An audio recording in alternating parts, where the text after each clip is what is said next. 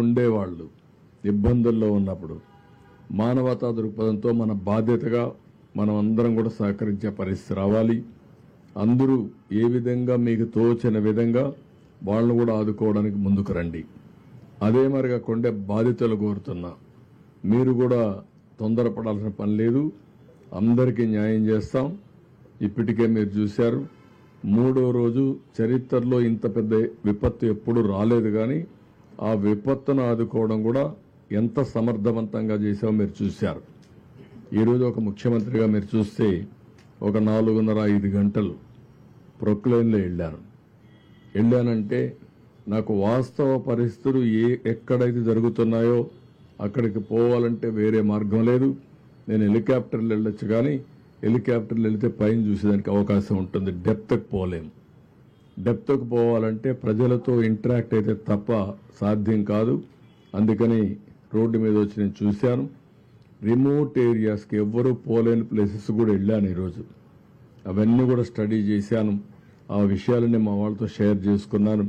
మా వాళ్ళు కూడా చాలా వరకు ఆల్ అడ్మినిస్ట్రేషన్ మొత్తం గ్యారప్ అయ్యారు. రేపు ఎల్లుండో మీకు చాలా వరకు నార్మల్స్ తేవడానికి సర్వ విధాల ప్రయత్నం చేస్తున్నాం, తీసుకొస్తాం. Thank you. అవి కూడా పెట్టాం, డిజిటల్ పేమెంట్ పెట్టాం, క్యూఆర్ కోడ్ ఇచ్చాం. అవన్నీ కూడా వర్కౌట్ చేసి ఎప్పటికప్పుడు మీడియాకి ఇస్తున్నాం, పేపర్లో ఇస్తున్నాం, ఎలక్ట్రానిక్ మీడియాకి ఇస్తాం. అది మరి సోషల్ మీడియా ప్లాట్ఫామ్స్ కూడా పెడుతున్నాం. ఇప్పుడే మీ అందరికీ ఇది సోషల్ మీడియాలో కూడా పెట్టి అందరికి కూడా ఇది మీకు కూడా షేర్ చేస్తాం, మీడియా కూడా షేర్ చేస్తున్నాం. ఇప్పుడే పవన్ కళ్యాణ్ గారు కూడా అనౌన్స్ చేశారు. వారికి కూడా మనస్ఫూర్తిగా పార్టీ తరఫున ధన్యవాదాలు, కృతజ్ఞతలు. ఇచ్చారా? అది లేదు, రియల్గా నాది లేదు. చేశారా?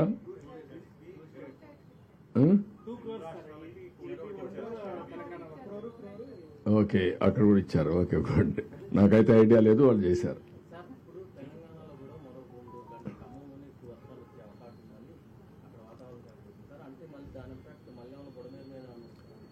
అందుకే బుడమేరుని సెట్ చేస్తున్నాం. ఇంకా ఆ పరిస్థితి రాకూడదు.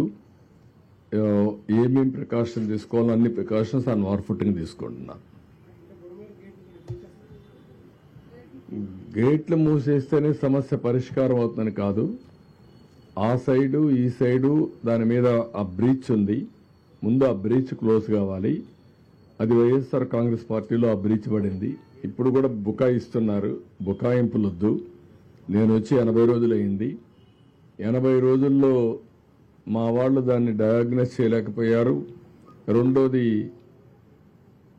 అన్ఎక్స్పెక్టెడ్గా హెవీ రెయిన్స్ వచ్చాయి. మీ మానవ ఫెయిల్యూర్. రెండో పక్కన ఇది ఇప్పుడు మాట్లాడుతున్నారు ఏదో మా మీద నెడుతుందని. ఎవరి మీద నెట్టక్కర్లా. మీరు చేసినటువంటి నిర్వాహకం ఈరోజు రాష్ట్రాన్ని వెంటాడుతూ ఉంది. ప్రజలకు అన్ని ఇబ్బందులు వచ్చాయి.